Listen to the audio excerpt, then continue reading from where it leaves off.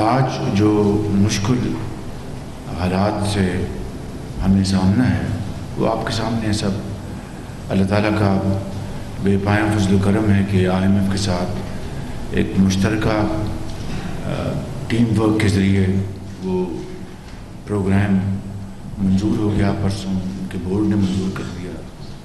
کل رات میری IMF کی مینیجنگ ڈائریکٹر سے میں نے ان کو کال کیا، شکریہ ادا کیا۔ اس سے پہلے کل ہی جو امریکی اسٹیٹ سیکرٹری ہیں اینٹنی بلنکن، ان کی پاکستان کی IMF کے ساتھ جو پروگرام منظور ہوا ہے اس کے حوالے سے انہوں نے اس کو ویلکم کیا ہے، مبارکباد پیش کیا ہے پاکستان کی عوام کو۔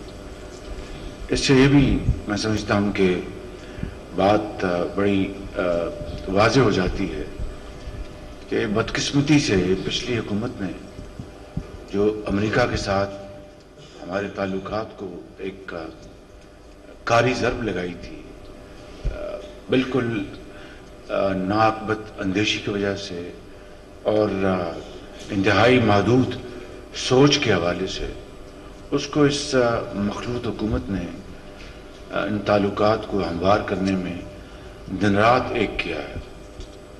اور جہاں پر میں اپنے بہترین دوستوں کا ذکر کرتا ہوں، وہاں پر میں آپ کو بتانا چاہتا ہوں کہ پچھلے 15 مہینوں میں ہم نے امریکہ کے ساتھ اپنے تعلقات کو پہلے جو ڈیمیج ہو گئے تھے ان کو ریپیئر کرنے میں اور ان کو نارملائز کرنے میں دن رات ایک کیا ہے، جس میں وزیر خارجہ شامل ہیں، ان کی کاوشیں ہیں، فارن آفس کی ایفرٹس ہیں۔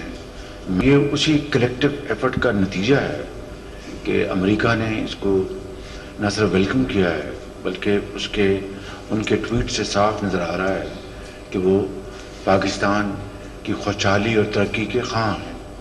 تو یہ ایک ایسا یہ مثال ہے جو ہمیں پلے باندھ لینی چاہیے کہ اپنے ذاتی پرسنل جو ہمارے انٹرسٹ ہیں ان کو قومی مفادات کے بالا نہیں بلکہ اس کے تحت رکھنا چاہیے۔ انفارچونیٹلی ذاتی مفادات کی خاطر نیشنل انٹرسٹ کو قربان کر دیا گیا اور اس کے جو نقصانات آپ کے سامنے ہیں۔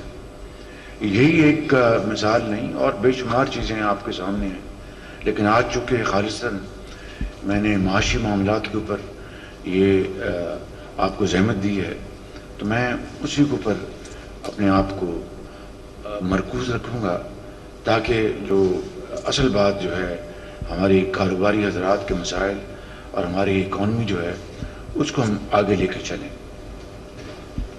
میں آپ کو بتا رہا تھا IMF کی بات، فرحان منسٹر صاحب تشریف فرمائے رات کو، انہوں نے مجھے کہا کہ شہباز شریف صاحب ماضی میں اور ماضی میں جب انہوں نے لفظ استعمال کیا تو ہمیں اچھی طرح سمجھ آیا کہ وہ کیا بات کر رہی تھی، کہ ماضی میں جو معاہدے کی خلاف ورزیاں ہوئیں اور ایک ٹرسٹ ڈیفیسٹ ہوا، اس سے بڑی مشکلات پیدا ہوئیں اور اس سے گیپس بڑھ گئے اور معاملات جو ہیں وہ بڑے مشکلات میں چلے گئے۔ لیکن آپ کی اور آپ کی ٹیم کی، فائنانس منسٹر کی، سب کی ایفرٹ سے یہ پروگرام دوبارہ بحال ہوا ہے، تو میں آپ کو مبارکباد دیتی ہوں۔ اور پھر پیرس میں جو ہماری میٹنگز ہوئیں اس کا انہوں نے تفصیل سے ذکر کیا، تو میں نے ان کو یقین دلایا کہ یقیناً آپ کی پرسنل سپورٹ کے بغیر یہ معاملہ اچیو کرنا ممکن نہیں تھا۔ اور انہوں نے یہ بھی کہا کہ بورڈ میں یہ بات اٹھائی گئی کہ پاکستان نے جو IMF کنڈیشنلٹیز جو بھی اگری کی تھی اس کا انہوں نے اس کو آنر نہیں کیا، تو کیا گارنٹی ہے کہ یہ معاملہ اب چلے گا؟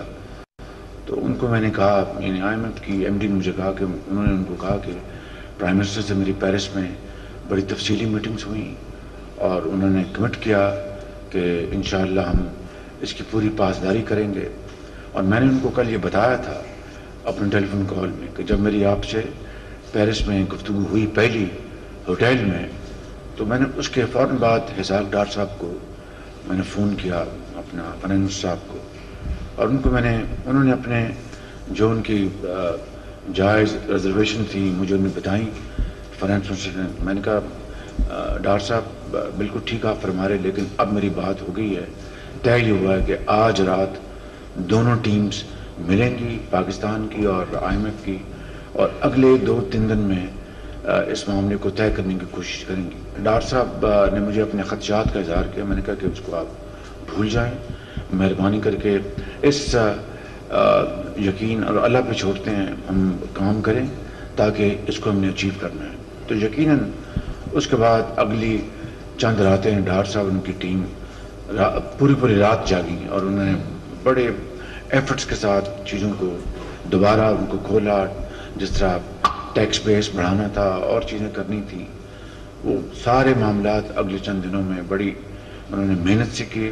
IMF کی جب MD سے میری بات ہوئی تو انہوں نے مجھے کہا کہ آپ کو بہت مبارک ہو، اسلامک ڈیولپمنٹ بینک نے $1 بلین کمٹ کر لیا ہے، اور وہ گیپ جو ہے $1 بلین رہ گیا. باقی وہ پھر اسحاق ڈار صاحب نے الحمدللہ اس گیپ کو پورا کیا. تو میں نے ساری بات اس لیے بتائی ہے، بڑی یعنی کوئی اس میں بات چھپائی نہیں، کیونکہ اگر میں اپنی قوم سے یہ باتیں یا آپ سے جو متعلقہ جو افراد شیئر نہیں کروں گا، تو میں اپنے دل میں رکھ کر یہ بات کروں گا تو پھر اس کے نتائج جو ہیں مطلوبہ وہ نہیں نکلیں گے. آپ کو پتہ ہونا چاہیے، ہم سب کو پتہ ہونا چاہیے، پوری قوم کو پتہ ہونا چاہیے کہ ہم کن مراحل سے گزرے ہیں. اور آج اگر ہم نے یہ پروگرام جو ہم نے جو اچیو کیا ہے، وہ کوئی بڑی یہ کوئی کام اس حساب سے کام بہت بڑی کامیابی ہے کہ ہم خدا کے فضل و کرم سے ڈیفالٹ سے بچ گئے ہیں. لیکن اس حساب سے کوئی کامیابی نہیں کہ ہم نے کوئی بہت بڑا مارکا مارا. ہم نے تو پاکستان کو ڈیفالٹ سے بچایا ہے. یہ بذات خود ایک بڑی حقیر خدمت ہے قوم کی، اس ملک کی، اور اس میں سب نے اپنا حصہ ڈالا ہے. میں اس کی تفصیل آپ سب کو بڑی اپنی تقاریر میں بتا چکا ہوں، میں اس کو دہرانا نہیں چاہتا. اب آئیں کہ اب ہم نے آگے کیا کرنا ہے. یہ ہے وہ پوائنٹ، یہ جو بریدنگ سپیس میں ملی ہے 9 ماہ کی، اس میں جس طرح آپ کے علم میں ہے الحمدللہ $2 ارب سعودی عرب سے ہمارے قومی خزانے میں آ چکے ہیں. $1 ارب UAE سے ہمارے قومی خزانے میں آ چکا ہے. پرسوں IMF کا $1.2 بلین وہ آ چکا ہے. باقی فنانس صاحب نے آپ کو بتایا اس وقت ہمارے اس سے پہلے ریزروز کیا تھے. اب یہ جو 4.2 بلین آیا ہے، اس سے ہمارے ریزروز ڈار صاحب کہاں پہنچے ہیں؟ 14 ارب پہنچ گئے. جی جی 14 بلین پہ اور ہم نے ساری پیمنٹس جی شکریہ.